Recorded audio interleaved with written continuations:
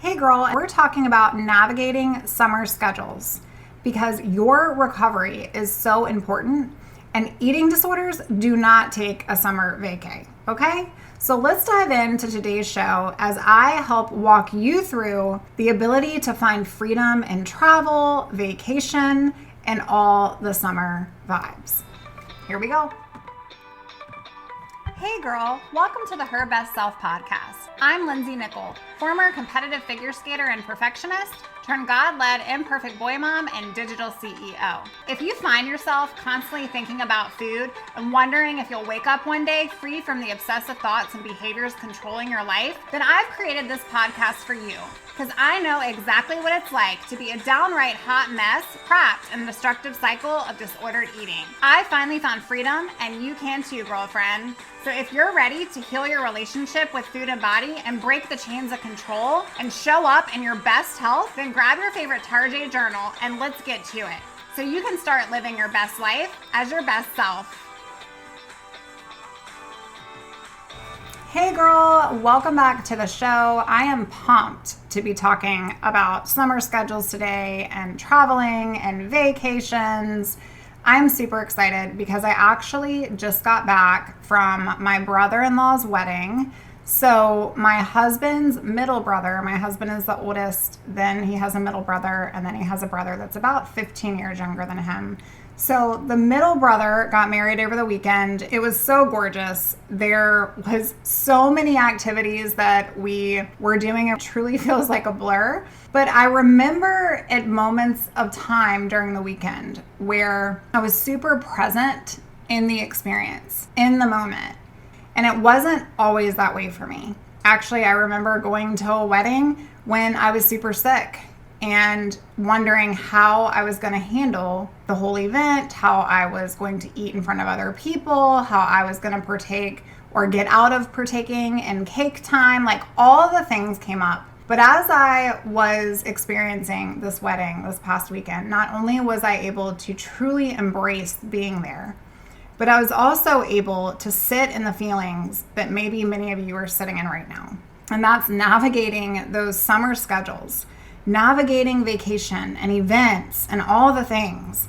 Before, this would have been simply terrifying, almost paralyzing. I might have even come up with an excuse to not attend or to attend certain things and not others. But as we look at this in your life, between barbecues, between summer parties, between vacations, hello, it's bathing suit season. The kids are in different activities and maybe they're in camps. Maybe the hours have shifted. Maybe you have more home time. Maybe there's a lot of things that are going wild during the summer months for you right now. And what's important is that if you leave these things unchecked, you can spiral. You can really dive deeper into the disorder and grasp more control with the disordered behaviors. Or you can allow this time in your life to be freeing. You can find freedom in traveling, in experiencing, in being present. If you're finding yourself with high anxiety or you realize that that magnifies before a vacation or after a vacation, then today's show's for you. So like I had mentioned, vacations would prompt me to restrict before the vacation and after the vacation. I was terrified of gaining weight or being out of my usual and structured food and workout routine. But you can and should use the summer to recover. And here's why. It is the absolute perfect time to put you first and to prioritize you. We don't need to push it off to the fall or I'm just going to spend this time this summer trying to manage all that I've done, making sure that I'm bikini ready and push it off to the fall. And then I will spend some time facing this and prioritizing this in my life. Sis, what I want you to hear in today's episode is your eating disorder doesn't take a vacation. So your recovery can't either. That voice in your mind is going to tell you to cut corners, to restrict for later, to not eat right now because you might be going out to dinner or you might be going to a barbecue event or you might have plans with other people. And so therefore, you're all discombobulated because of the shift in summertime. Sis, vacations would do all these things for me and more. I always felt like in our culture, we glorified this idea of when you go on vacation, you're going to gain weight. And that's just a truth and that's a reality. And so you would either find yourself pushing yourself right before and right after. And I'm on vacation, so I'm allowed to give myself some permission on vacation, but only on vacation. And so it was a limited permission. And so you live in a limited permission cycle with that level of high anxiety. But one important tactic that I use with clients and that I wanted to shed light on with you today is all of this stems from a change in your routine. You see, the brain, it feels unsafe in change. So knowing this, we can actually use it to our advantage in recovery and armor you up for some realistic expectations. If you thrive on a schedule, we're going to create a schedule. This is going to be your summer schedule. It doesn't mean that it's going to be the same as how you operate when kids are in school or when life is far away from vacay day. It's going to look a little different, but it's also important that if you do the best with structure in your life, that you define what that looks like in the season for you. So no, this isn't sticking to calorie counts or the inability to change a workout routine because you were obsessed with getting that in on the daily. What this looks like is laying out all of the priorities that are important to you and the events that are coming up for you on your calendar and scheduling around those things to support your recovery journey. We wouldn't go into battle without armor, right? We wouldn't go into war without a sword. And we're not going to do that in recovery either, because the eating disorder isn't taking any days off, and therefore you need to be ready for your plan of attack. If the lax of summer makes you feel unproductive, it makes you feel lazy, enter in whatever it makes you feel, your own feelings here. How can you get all of those things out and start anew? How about focusing on some non-food related summer fun? Maybe it's taking a swim with friends. Maybe it's honoring the fact that you need to go clothing shopping and being good in that experience, allowing yourself to go there. Yes, summer can be a time of bad body image. I get it. Society amplifies the itsy bitsy teeny weeny yellow polka dot bikini. But what helps the most in recovery in the summer is honoring yourself and your comfort. Maybe a one piece, a rash guard, comfy board shorts, or even like me, my favorite high waist bathing suits will leave you feeling better about you and will leave you honoring yourself and nourishing yourself, regardless of how you're feeling in yourself right now. What I want you to focus on this summer is preparing and pre-deciding events and vacations. These are only terrifying because of how we responded to them in the past. Maybe when you've gone on your annual family vacay to the beach before, it was all this heightened anxiety on what am I going to eat when I get there? I'm going to have to go out to eat with other people. Oh, but I'm not going to be at the gym. And every day feels anxious. Sis, this year you get to embrace that every day is an opportunity to do it differently. What do you need to put in place for you to feel less anxiety? Can you mentally prepare for how you can feel less anxiety? Like how you want to respond to a comment that's made that doesn't support your recovery. These are all opportunities to reinforce what's important to you and what you find the most valuable for you. For me, it was putting those precious boundaries in place and saying, right now, I'm trying to focus on what my body needs, what my body helps me do, and how I can honor that regularly. Sis, you're allowed to put your recovery first. I know that feels super foreign, especially if you always put other people in front of yourself.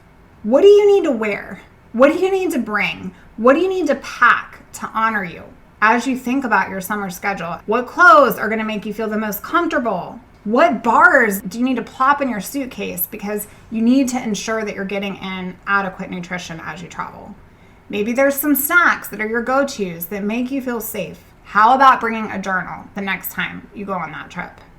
I want you to think about what your limits are. Maybe I need to leave earlier if I'm in an event and I'm feeling self-conscious or not into it or triggered in some aspect. Or maybe I need to use my voice and what it is that I need. You see, years ago when I was navigating this in my own life, I realized that the most empowering thing for me was to stand in my truth, was to voice to other people what I needed, because how were they supposed to read my mind, right? So maybe it was something like this. Hey friend, I so want to come to your pool party, but right now I'm dealing with a lot in my life and I'm going through weight gain with my eating disorder. And so I'm super self-conscious. And so I'm going to stop by, I'm going to hang out, and I'm going to make it a priority to honor you this day because it's a celebration for you. But at the same time, I just need you to know what's going on for me, because in order to stand in my truth, in order to be the best version of me possible, I need to be real with you. And I need to let you know that right now I'm going through some things. And so comparing myself in a bathing suit around all these other girls that are going to be there is not what's going to be the best for me right now. And it doesn't mean I don't love you, and it doesn't mean I can't honor you, but I'm just going to do that in a different way as I go through this season. Sis, I want you to remember your why. I wanted to recover, but I wanted to recover and never go back. Maybe for you this summer, your why is recovering right now, this summer, so that next summer is completely different. Think about that. Think about, where do you want to be this time next year?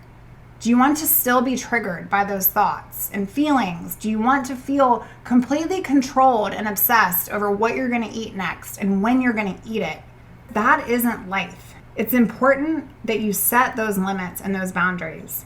And it's important that you also get adequate support to navigate you through this journey. There is never shame in standing against the version of you that isn't serving you anymore. Getting support in the summertime is actually the best time, because this can help get your next season off to such a good start. You're going to feel more refreshed in the fall. You're going to feel more healed, and you're going to have a level of focus that is like no other. If you need help supporting your goals, this is the perfect time to begin embarking on the best version of you. And yes, maybe you have more downtime right now. Maybe you're sitting with all the thoughts, and those are challenging. That's the point. You shouldn't be navigating them by yourself. But recovery in summer can give you an extra boost. You can set more mindful intentions with this time that you have. You can have some realistic goals and expectations, and you can even create a plan to enjoy being present with the people that you love while you're on that amazing vacation. Today, I want you to honor you. I want you to accept that your recovery is your recovery, and it's not going to be perfect. And yes, summer in recovery can be super challenging, but you can accept that summer feels hard, but it's the perfect time to lean in and find healing for you along your path. I want you to ask yourself today, what am I waiting for? Because there is freedom in traveling. There is freedom in experiencing. There is freedom in being with other people. And if you're finding that this anxiety happens before or after a trip, maybe while you're on the trip, and all you can do once you get back is get back into that rigid routine, that one that's keeping you stuck here. The truth is that that isn't a healthy relationship with food and your body. And yes, vacations can be triggering. Vacations can be challenging. Maybe you're around all of these people in your life that bring out not always the best sides of you. But what I want to challenge you with today is that you're allowed to prepare and decide what is for you and what is against you in this time in your life. And for me, it was looking and saying, what am I putting off? I'm waiting to recover till next season because I need to restrict my food right now to be the smallest person on the beach. Like, what is behind that? Where did I pick that up to believe that that's truth? Sis, the real truth is that's a lie from the enemy that's keeping you trapped. Vacations should be a time of relaxation, of rest, of replenishment. Who made her the queen to tell you what you can and can't eat, what you can and can't wear, and what you can and can't do? You don't have to do anything in advance of your vacation to earn it. You don't have to do anything afterwards either. When I got back from the wedding this weekend, it was such a fun experience, and there was so much food, okay? And I remember dancing with my husband and just literally giving all the glory to God. I was like, how am I here? How am I here able to be present in this moment with you, dancing, enjoying a piece of cake with you, enjoying wine with you, enjoying being here? Like, how did this happen? How is this possible? It's so far from the version of me that I once was. And the reality is that it didn't happen overnight, but little by little, exposing myself and granting myself full-blown permission, especially when I was on vacation, especially in the seasons of summer when it was hard and harder than the normal seasons. It was realizing that I couldn't let my guard down against the disordered thoughts in my mind. I constantly had to have the plan. And so, sis, if you're looking for a plan, I want you to do the opposite today. Whatever that voice in your mind is telling you to do the opposite. I'll give you one final little story as I round out today's show. So we were on the way home last night. My sons are in the back seat, and they both want pizza. And the first thought that came to my husband's mind, because he voiced it, was, oh my gosh, we're not doing pizza. Like, we have done every single food that you could possibly have all weekend long, and we are not doing pizza tonight. The old version of me would have felt shame around that. Like, well, am I not allowed to have pizza because he doesn't want to have pizza? The version of me now was like, what kind of pizza do you guys want? Like, I'm going to get a barbecue chicken pizza. You guys are going to get your cheese or whatever, and we're going to enjoy this time as a family. And the reality was, it was perfect, but it was the opposite. It was going against the rule that I just spent the entire weekend at all these shenanigans. I just spent the entire weekend out of my routine completely. I just spent the entire weekend with no exercise, all these schedules, none of which were in control of my own. And I still found freedom to order pizza as my first meal returning home. How does that happen? That happens with granting yourself permission and grace and doing the opposite. Taking the action when you're not feeling like taking the action. And so that's what I encourage you to do today, friend. I want you to live in freedom. I want you to embrace this messy lack of scheduling. It's your opportunity to lay it all out on the table and go, what is important to me? The reality is my brain feels unsafe with change. So where can I provide some structure this summer season? And then how do I build around those important things so that I am armoring myself up for my recovery and not against it? Friend, it's your turn to prepare, to pre-decide, and to honor those events and those vacations. I believe that you deserve a summer, a season, a lifetime of freedom from this horrifying disease. And I know in my heart that it's so possible for you. Your eating disorder doesn't take a vacation, and your recovery can't either. So stop putting it off. I'd love to learn about your summer schedule or where this is coming up for you and challenging you in your mind as you prep for a vacation or return home from one. You're allowed permission to rest, replenish, recover, and renew. And with that, I'm going to go do just that. Stay tuned for another episode of the show on Friday this week. Can't wait to bring you more. Bye for now. Hey girl, I'm not letting you go that easily. If you have been struggling with your mind, your thoughts, your feelings, and you know that you're tired of living this way when it comes to food and those controlling and obsessive behaviors that you truly feel chained in, then I want you to stop. I want you to stop putting off tomorrow what can be started today. I want you to go on out to herbestself.co and fill out a client application if you're looking for support on your freedom and recovery journey. I can't wait to meet you right out there. Also, thank you so much for listening to this show. It is an absolute pleasure to spend time with you today. Come hop on over to our private Facebook community, herbestselfsociety.com. Oh, friend, thank you so much for letting me share what was on my heart today. My hope for this podcast is to help more women find freedom from food and body. If this has empowered or blessed you, let me know. I'd be honored for your rating and review of my show, and I'd love to connect with you in my private Facebook community. You really can move from perfection to purpose. Let's break the chains together. I'll help navigate the way. Until next time, bye for now, girl.